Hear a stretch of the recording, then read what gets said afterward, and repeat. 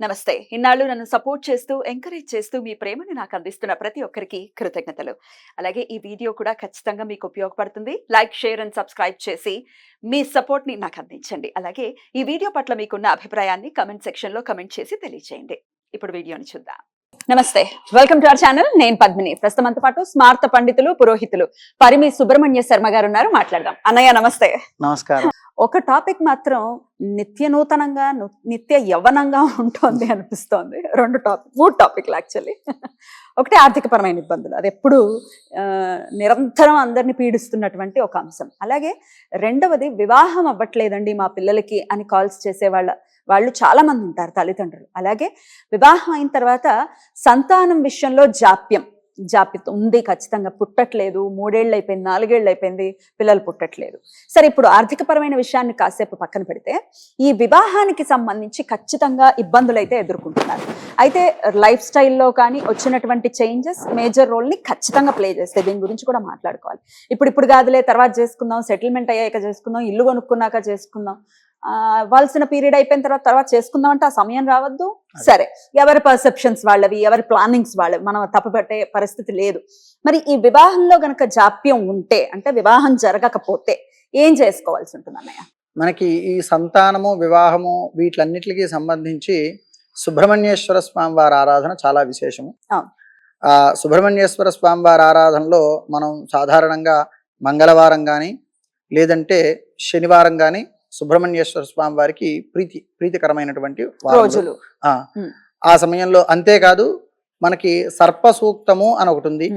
ఈ సర్ప సూక్తము ఋగ్వేదాంతర్గతము.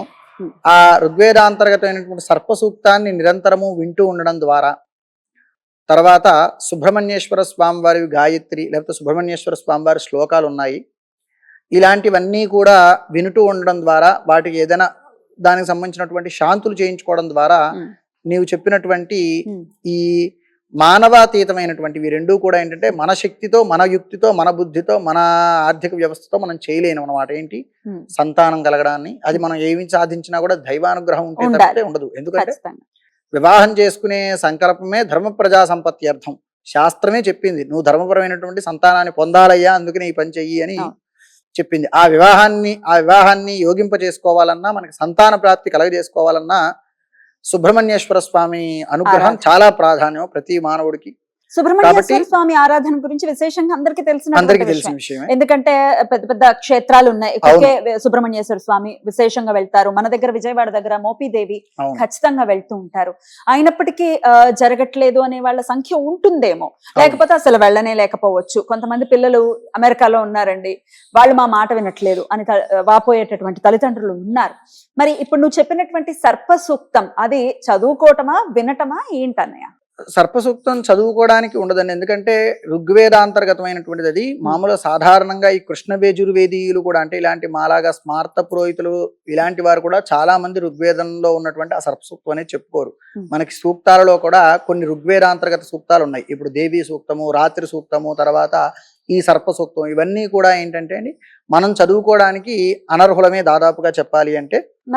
అది వినడానికి మనకి ఎవరైనా ఆ ఋగ్వేదాంతర్గతమైన సర్పసూక్తం చెప్పుకున్న వారు ఏదైనా మనం దీని తర్వాత మనం చెప్పుకుంటాము, అది పెట్టుకుని మీరు వింటూ ఉండొచ్చు. అది కాకపోయినా సుబ్రహ్మణ్యేశ్వర స్వామి వారికి సంబంధించినటువంటి శ్లోకాలు అలాంటివి ఏవైనా కూడా పారాయణ చేసుకుంటూ ప్రతినిత్యము పారాయణ చేసుకుంటూ ఉండొచ్చు.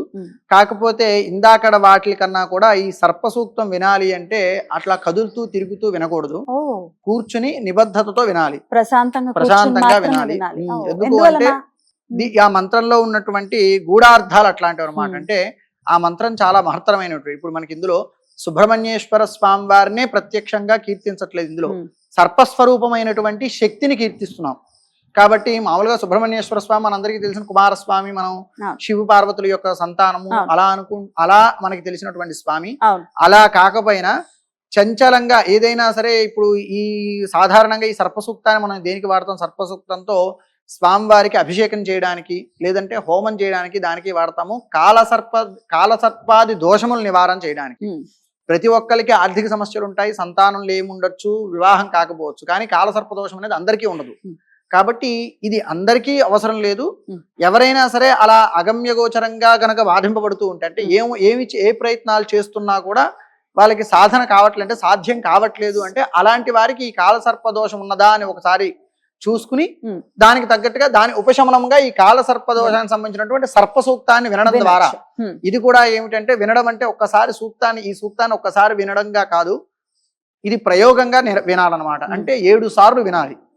ప్రతి రోజులో ఎప్పుడైతే వింటున్నామో అప్పుడు కూర్చుని నిబద్ధతతో 7 సార్లుగా సర్ప సూక్తాన్ని వినాలి. సాధారణంగా మా చేత అందరూ ఏం చేస్తారంటే 7 సార్లు పారాయణ చేయించుకుంటారు వాళ్ళ ఇంటికి పిలుచుకుని.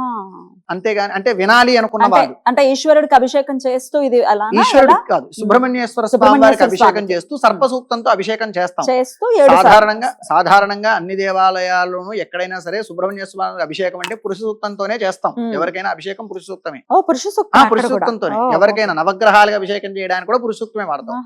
కానీ ఇలాంటి కాల సర్పాది దోష నివారణ కొరకు సర్ప సూక్తాన్ని వినియోగిస్తాం అన్నమాట. మనకి ఈ దేవాలయంలో ప్రతి మంగళవారము ఇక్కడ సర్ప సూక్తంతో అభిషేకం చేస్తారు. ఈ దేవాలయం ఉమామహేశ్వర స్వామి దేవాలయం సుబ్రహ్మణ్యేశ్వర స్వామి ఉన్నారు. అందులో ఎవరైనా కాలసర్ప దోషం ఉన్న వాళ్ళు ఎవరైనా ఉంటే వాళ్ళు ఇందులో మన ఇక్కడ అభిషేకంలో పాల్గొంటూ ఉంటారు.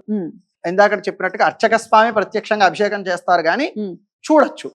ఎవరైనా ఈ సర్ప సూక్తం వినాలి అనుకున్న వారు కూడా నిబద్ధతగా ఒక చోట కూర్చుని నియమంగా ఎన్ని రోజులు వినాల్సి ఉంటుంది? 7 మంగళవారాలు వినడం విశేషం. 7 రోజుకి 7 సార్లు చెప్పని 7 మంగళవారాలు. ఇది కూడా మనకి 3 నిమిషాల కన్నా ఎక్కువ ఉండదు. సూక్తం చాలా లఘువుగానే ఉంటుంది. ఋగ్వేద అంతర్గతం ఇది. ఋగ్వేదంలో ఉన్నటువంటి మంత్రాలు ఇవి. ఈ సప్తతి అంటే 7 సార్లు వినడం చాలా విశేషం. అలా 7 వారాలు వింటే సత్వర ఫలితాలు ఉంటాయి. రైట్. అయితే ఇప్పుడు ఎవరికైతే డేట్ ఆఫ్ బర్త్ లేదండి, మాకు తెలియదు, మా జాతకం ఏంటో తెలియదు, కానీ మా జీవితం అగమ్య గోచరంగా ఉంది అన్నప్పుడు కూడా ఖచ్చితంగా సర్పానికి సంబంధించి ఏదో ఇబ్బందులు ఉండాలి. అలాంటి వాళ్ళు కూడా వినొచ్చు కదన్నయ్య? తప్పకుండా. మరి అయితే ఇంకొక ప్రశ్న ఖచ్చితంగా మరి తల్లిదండ్రులు అవుట్ ఆఫ్ అంటే లవ్ వాళ్ళ పిల్లల మీద వాళ్ళకు ఉన్నటువంటి ప్రేమరీత్యా అడగచ్చు ఈ ప్రశ్న. మా పిల్లలు ఇవన్నీ నమ్మరండి, మరి మేము వినొచ్చా మా పిల్లల కోసం అని అడుగుతారు. వారికి తత్ఫలితం ఏమైనా వస్తుందా పిల్లలకి తల్లిదండ్రులు ఒకవేళ చేస్తే? వినడం ద్వారా వచ్చే ఫలితం అయితే రాదు, కానీ మీరు ఆర్జించినటువంటి పుణ్య ఫలితం వాళ్ళకు వస్తుంది. తల్లిదండ్రులు చేసిన పుణ్యం పిల్లలు ఖచ్చితంగా అనుభవిస్తారు. ఆ ప్రకారంగా మీరు ఒక పుణ్యకర్మ చేస్తున్నారు కాబట్టి ఆ ఫలితాన్ని వాళ్ళు అనుభవించే అవకాశం ఉంటుంది. కానీ వినడం ద్వారా ఏదైతే శ్రవణోక్తమైనటువంటి పుణ్యం ఏదైతే ఉంటుందో, శ్రవణోక్తమైనటువంటి ఫలితం ఏదైతే ఉంటుందో, వినడం ద్వారా వచ్చిన ఫలితం అయితే వాళ్ళకి వర్తించదు. కానీ మీరు ఆర్జించిన పుణ్య ఫలితాన్ని వారు అనుభవిస్తారు. ఫలితం ఉంటుంది, లేకపోవడం ఉండదు. కాకపోతే ప్రత్యక్షంగా పిల్లలు వినటం అనేది శ్రేష్టం. మీరు చూసిన కథని పిల్లలకి చెప్పడం అన్నమాట. మీరు చూస్తే మీకు కలిగిన ఫీలింగ్ వాళ్ళకి కలగాలని ఏం లేదు, కానీ ఉంటుంది, తెలుసుకుంటారు, విషయం తెలుస్తుంది. మీరు 10 సార్లు చేయడం ద్వారా వాళ్ళకి 11వ సారి వాళ్ళే వింటే బాగుంటుందని అనిపించవచ్చు వాళ్ళకి. తద్వారా అయినా కదా ఫలితం అంతే. మంగళవారం ఏ సమయంలో వింటే శ్రేష్టం? ప్రాతకాలం అన్ని విధాల విశేషం. ప్రతి మంగళవారము కుజహోరతోనే ప్రారంభమవుతుంది. గంట గడిచే కొద్దీ మనకి రకరకాల వ్యాపకాలు, రకరకాల సమస్యలు వస్తూ ఉంటాయి సమయం గడిచే కొద్దీ. అవన్నిట్లే కాకుండా లేవగానే అయితే అన్నిటికీ కూడా బాగుంటుంది. రోజు ఆ పనితో ప్రారంభం చేసినట్టు. శుచి శుభ్రమైనటువంటి వస్త్రాలు ధరించి ఆ తర్వాత వినటం అనేది చేసుకోవచ్చు. ఇంట్లో కూడా వినొచ్చు, అంతే. ఎక్కడైనా రైట్ అన్నయ్య, చాలా చక్కగా వివరించావు. Thank you so much. నమస్తే అన్నయ్య.